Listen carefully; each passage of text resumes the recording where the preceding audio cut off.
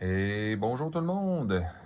Et bienvenue à un autre épisode de Sur le top de la sécheuse. C'est les deux mains de Dr. Jean Bonnius qui vous disent bonjour, bonsoir ou bonne nuit. Et même là de ce temps-ci, joyeuse fête et joyeux Noël.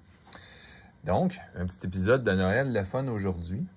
On va parler des Secret Lair qui ont les cartes loteries les plus fun. Et j'ai nommé des donjons très cons. Celles et ceux encore intéressés, restez en ligne.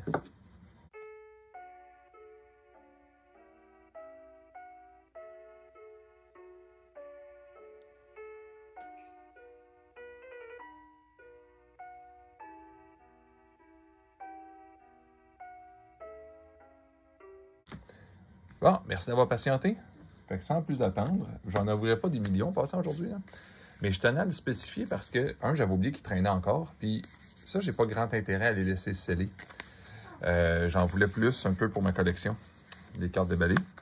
Puis en même temps, c'est pas frustrant à déballer parce que quand tu manques ta shot à la carte Bonnie, tu te ramasses pas avec des affaires de même, là, ou ben, ça vaut cher, ça, là. Mais avec des slivers qui existaient déjà, mais qui sont juste refaites à la va-vite en Extended Art, on a vraiment des versions qui n'ont jamais existé, puis de très bonnes cartes, là.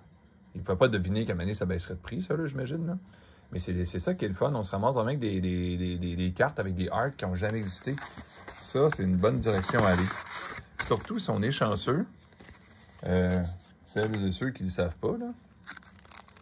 Il y a toujours la vraie loterie qu'on veut, c'est-à-dire...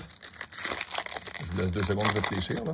Bon, c'est le Minsk and Boo qui vaut cher.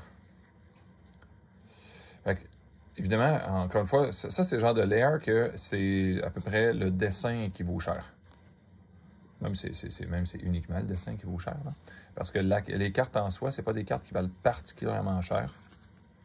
Mais moi, j'ai toujours aimé le dessin des BO2. J'ai trouvé ça classe comme ils l'ont fait, là. BO2, Telekinesis Ray. Bon, tiens, en plus, là, je le vois, là. BO2, Disintegration Ray. Puis Battle Angel. Ça, je suis content. Parce que, regardez, j'en avais pas. Je sais pas à quel point il est rare, celui-là. Tu sais, on s'entend que c'est comme un symbole d'une mythique, là. Mais tu sais, c'est... Je sais pas, dans la loterie, c'est drôle parce que je l'avais jamais eu, celui-là. Fait qu'on verra bien comment ça vaut. Je vais juste te protéger une petite affaire. Excusez-moi, d'habitude, mon micro, il n'est pas un expert à enlever les bruits, genre de quand je sleeve les affaires puis tout, là.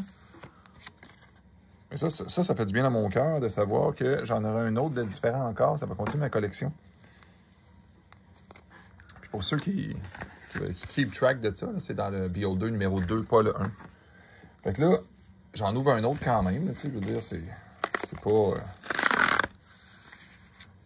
un mystère.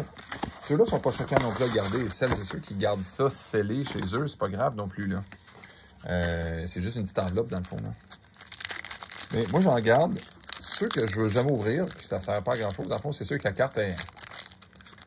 Ceux que la carte est fixe. Bon, ben, tu peux les ouvrir ou pas, mais à la fin, ça change pas la valeur du tout, là. Puis, les secrétaires, comme je dis souvent, c'est très, très, très bizarre. Souvent, scellés, ils valent moins cher qu'individuels. Puis dans des proportions ridicules, souvent. Je sais pas ceux et celles qui ont vu mon vidéo de Thomas Baxter l'autre fois, encore une fois, c'est là que j'ai eu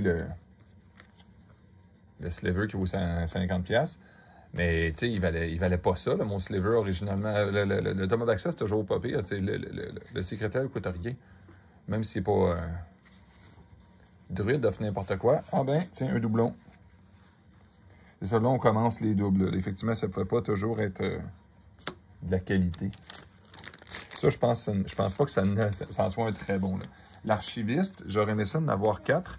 Parce qu'un jour, quand les gens vont se réveiller et que les gens vont arrêter d'haïr aussi le set Baldur's Gate, là, ce qui devrait arriver bientôt, c'est quelque chose d'assez ça va être recherché. Ça n'a pas un effet si radical que ça, mais c'est un petit bonhomme coûte 2, tu sais, je veux dire, on peut pas y en vouloir tant que ça, là.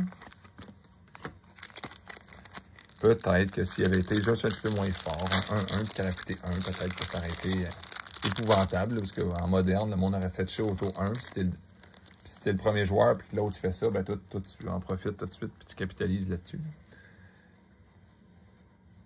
Ben, oh, j'ai oublié de mentionner. Bon, ça, c'est le Death in the Eyes of the Beholder numéro 1. Fait que le Xanatar, Guild Kingpin. Beholder Charm Ray. Beholder Sleep Ray. Quand même cute, pareil. Là. Puis l'autre, c'est ça, c'est Bribery. Beholder Slowing Ray. Elle le trouvait cute, lui aussi. Il a l'air pas content. Beholder Pétrification Ray. Blood Money. Coûte un petit peu cher, là. Beholder Fear Ray. Et, ben tiens donc, un druide.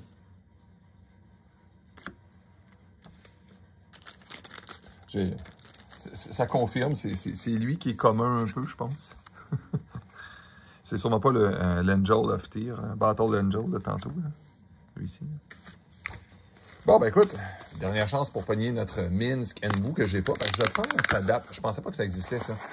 Mais en faisant ça, je pense, en ayant le Battle Angel, je pense que le dernier qui me manque, que j'ai pas eu avec l'autre, si je combine ça avec l'autre vidéo, je pense que le dernier qui me manque, c'est vraiment Minsc. Mais qui doit être évidemment dans... Il n'est sûrement pas une chance sur 10. Là. Il doit être dans les statistiques semblables à la Manavolt. Là. Dans les une chance sur 30, à peu près une chance sur 50 peut-être. Peut-être moins aussi. Hein, puis vu qu'il est moins recherché, il vaut moins cher. Fait que ça, c'est ça le problème. C'est quand une carte est moins populaire, très très dur de savoir si elle est plus rare ou non à cause du prix. Bon, tu sais, je les passe vite là, parce que tu sais, c'est quand même les mêmes. Hein. Bon, ça n'a pas l'air Minsc Enbu au fond. Xord! Bon ben, c'est tout pour aujourd'hui. On aura eu quand même du fun un peu, j'espère. J'espère que vous avez quand même apprécié la petite ouverture vite. Pour vous montrer des fois qu'est-ce que... Moi, je trouve comment un secrétaire peut être bien construit. Peu importe que les cartes aient été boudées un peu, là, on s'entend. Là. Je pense même que on peut les commander encore, ces secrétaires-là. Sur le site de Wizard. On peut encore... c'est pas eux qui sont à rabais. Non, c'est ça. Non, ceux qui sont à rabais, c'est un autre. Là. Mais ceux-là, mais de mettre une carte bonnie en contexte, mais qui en même temps, elle est loterie. Ben, tu sais, je suis d'accord que quand on met, comme le Pixel, l'autre fois que je parlais, qu'ils mettent une Command Tower qui, bon, elle vaut extrêmement cher aujourd'hui. Bon, ça, c'est une exception. Mais ça crée un petit sentiment d'ennui de l'ouvrir. Tu sais ce qu'il y a dedans. Celui-là, tu ne sais pas ce qu'il y a dedans. Mais en même temps, tu ne te ramasses pas avec des slivers puis des laines Battlebound. Ça c'est comme un petit peu fâchant, là, ce type de loterie-là. Mais se ramasser avec des cartes qui sont uniques, qu'on ne voit jamais ailleurs, que tu ne pourras jamais avoir ailleurs.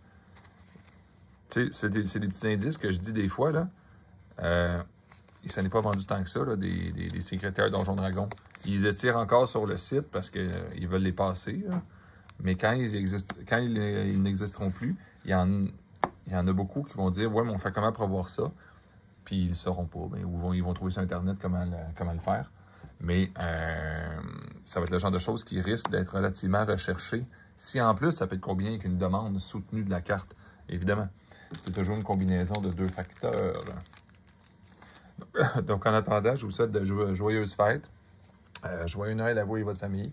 Puis faites attention. Puis soyez chanceux dans vos ouvertures. Fait que bye bye.